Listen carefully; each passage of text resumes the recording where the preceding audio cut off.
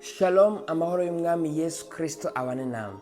Uyu munsi ndatangura urukurikirane rw'inyigisho zo gufasha gutahura ubugome bw'Imana, kumenya ukuri kw'ijambo ryayo no kuyegera cyane kurusha uko wari usanzwe. Nsengera ko inyigisho izoba igikoresho cyo gukomeza mu rugendo rwawe n'umwami, kandi ko umwami azoshigikira iri jambo ryiwe akoresheje ubushobozi bwiwe. Ikigo cy'uyu munsi ni ikimazi, le sacrifice. Dusome mu Baroma igice cya 12 umurongo wa mbere.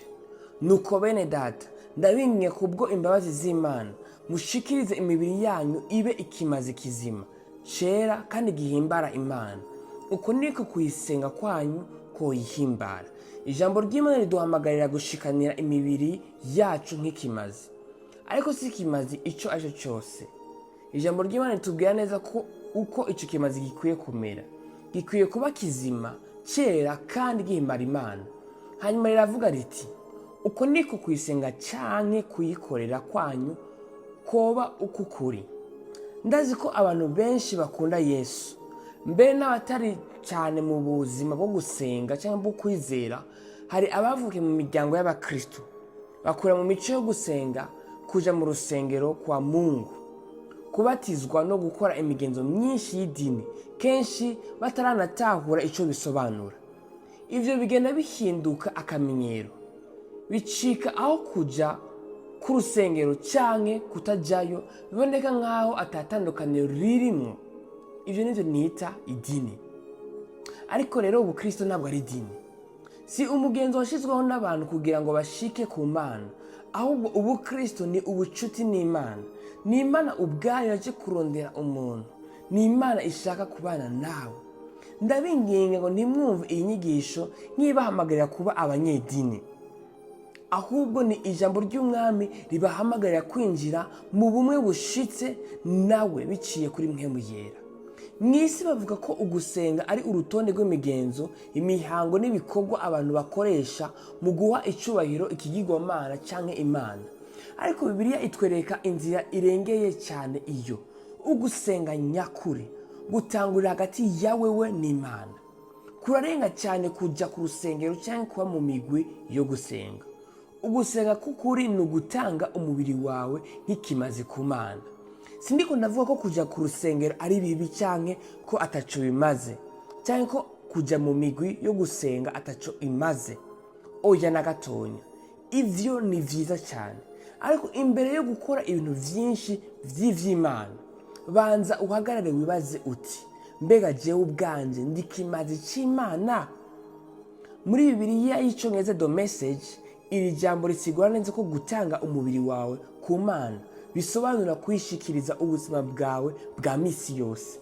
Akazi kawe, itiro ryawe, ibifungurwa byawe, imyidagaduro yawe n'ibindi byose ukora buri munsi. Mu yandi majambo, utanga ubuzima bwawe bwose ku Mana. Uko niko gukorera Imana, niko gusenga Imana vy'ukuri. Abantu benshi barakunda Yesu, ariko bake nibo bamuhaye vy'ukuri ikibanza ca mbere mu buzima bwabo. Baracari bandi nyene, baracari ba nyene ubuzima bwabo, kandi Yesu nta jambo afise mu ngingo bafata. Birashika ugasanga ari nk'aho atari bo bakurikira umwami, ahubwo ari Yesu abwirizwa kubakurikira. Bategeka Imana bashaka ko ibakorera ivyo bashaka, ariko ntibashaka kumva ivyo yo ibasaba. Baraganira n'Imana nk'aho bashobora kuyigirira ibiganiro vyo kuyumvisha ibihwanye n'ibihimbaro vyabo, bidahwanye n'ico iyo ibipfuzako. Ariko twibuke ko uretse kuba umukiza wacu, Yesu n'umwami wacu. Uyu munsi ndakwinginga kuzirikana kuri aya majambo. Mbega ugusenga kwawe nukuhe? Ni ikihe kibanza Yesu Kristo afise mu buzima bwawe? Ni akamaro akahe afise mu ngingo ufata, mu migambi yawe no mu bikorwa vyawe? Mbega ninde afise ijambo rya nyuma mu buzima bwawe?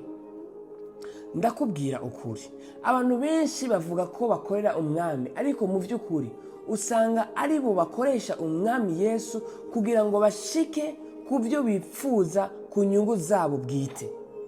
Ushobora kuba warabatijwe, warahawe izindi nyigisho zo kwizera, ukaja ku rusengero buri munsi w'Imana, ukagira uruhara no mu bikorwa byose vy'ishengero. Ariko niba utabaye ikimazi kizima ku Mana, ivyo vyose ntacyo bimaze. Uyu munsi ndagutera intege kwakira ubwami bwa Yesu Kristo mu buzima bwawe. Umusabe aze aganze muri wewe, musubize ku ntebe y'ubwami mu mutima wawe, kuko tumaze kugugwa n'amaraso yiwe.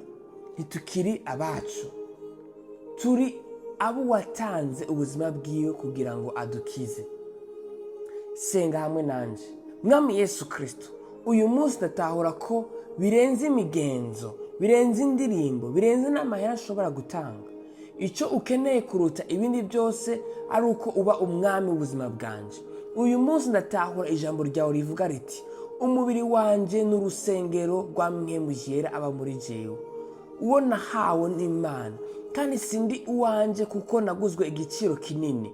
Ndiho kugira ngo uheshe icubahiro mu mubiri wanje no muri mpwemu yanje, kuko vyose ari ivyawe.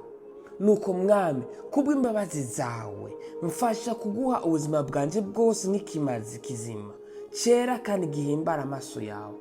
Ndihana Mwami wanje ku bihe byose naretse ubwibone bwanje bukanyobora, ibyifuzo vyanje no gushaka kwanje bikanyobora, aho kugendera mu kugamburukira wewe. Uyu munsi ndaguhaye ubuzima bwanje bwose, nganzira umutima wanje, fata ikibanza ca mbere mu vyiyumviro vyanje, mu ngingo mfata no mu bikorwa vyanje vyose. Ubuzima bwanje bwose nibube ubwawe kandi buguhimbare, mu izina rya Yesu Kristo, amen. Umwami abahezagire cyane. Ejo tuzobandanya inyigisho zacu ku bijanye n'ikimazi. Emmanuel, Yesu Kristo ari kumwe namwe. Muhezagirwe, amen.